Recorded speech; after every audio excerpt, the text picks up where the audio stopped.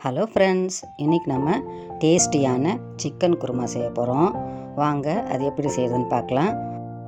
முதல்ல சிக்கன் குருமாவுக்கு தேவையான மசாலா அரைச்சிக்கலாம். ஸ்டவ் ஆன் பண்ணிக்கலாம். ஒரு கடாய் வச்சுக்கலாம். கடாயில் கொஞ்சம் எண்ணெய் ஊற்றி பட்டை, கிராம்பு, ஏலக்காய், கல்பாசி எல்லாமே சேர்த்து தாளிச்சிக்கலாம். தாளித்த பிறகு 2 கட் பண்ண ஆனியன், கருவேப்பிலை, 3 பச்சை மிளகாய், உப்பு சேர்த்து 2 நிமிஷம் வதக்கலாம். வதக்கின பிறகு 10 முந்திரி, 1 ஸ்பூன் கசகசா, கொஞ்சம் புதினா, கொஞ்சம் கொத்தமல்லி எல்லாத்தையும் சேர்த்து 2 நிமிஷம் வதக்கின பிறகு 1/2 கப் துருவின தேங்காய் சேர்த்துக்கலாம். சேர்த்து 2 நிமிஷம் வதக்கலாம்.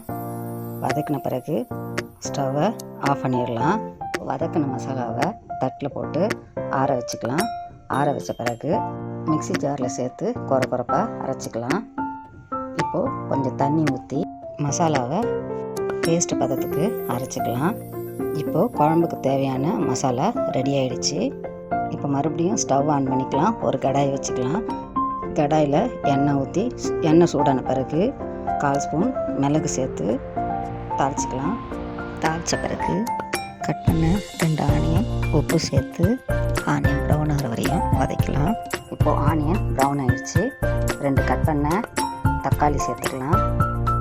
தக்காளி சாஃப்ட் ஆகிற வரையும் தக்காளியை வதக்கலாம். தக்காளி சாஃப்டான பிறகு 2 டேபிள் ஸ்பூன் இஞ்சி பூண்டு விழுது சேர்த்துக்கலாம். சேர்த்து வாசனை போகிற வரையும் வதக்கலாம். 1 கிலோ சிக்கனை மஞ்சத்தூள் சேர்த்து கழுவி சுத்தம் பண்ணி வச்சுருக்கிறேன். இப்போது சிக்கனை சேர்த்துக்கலாம். சிக்கனை சேர்த்து சிக்கன்லேருந்து தண்ணி வெளியே வர வரையும் சிக்கனை வதக்கலாம்.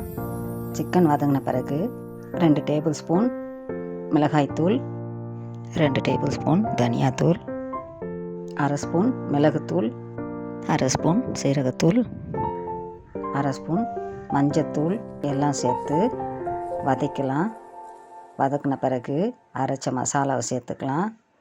அரைச்ச மசாலா அரைச்ச தண்ணி 2த்தையும் சேர்த்து மிக்ஸ் பண்ணிக்கலாம். மிக்ஸ் பண்ண பிறகு குழம்புக்கு தேவையான தண்ணி, உப்பு சேர்த்து மிக்ஸ் பண்ணிவிட்டு ஸ்டவ்வை சிம்மில் வச்சுக்கலாம். சிம்மில் வச்சு ஒரு மூடி போட்டு மூடி சிக்கனை வேக வச்சுக்கலாம்.